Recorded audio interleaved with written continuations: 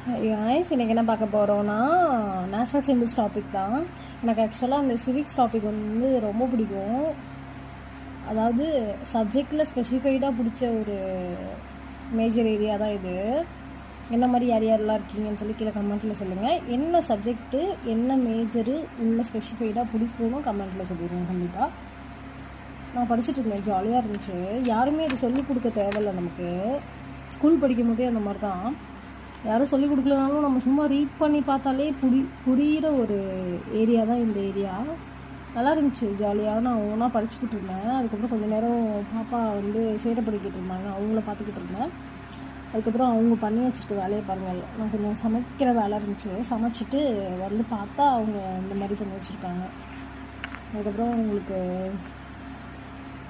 சாப்பாடு கொடுத்துட்டு அவங்களுக்கு தூங்க வச்சிட்டேன். திருப்பி ஒரு ரிவைஸ் மட்டும் விட்டுடலான்னு சொல்லிட்டு இப்போ எடுத்திருக்கேன். கண்டிப்பாக நம்ம எவ்வளோக்கு எவ்வளோ படிக்கிறோமோ அதே அளவுக்கு ரிவைஸ் கண்டிப்பாக பண்ணணுங்க. நான் ஆல்ரெடி படிச்சிட்டேன். ஒரு கிளான்ஸ் ரிவைஸ் பண்ணிட்டேன்னா ஓரளவுக்கு மைண்டில் நின்றுக்கும்.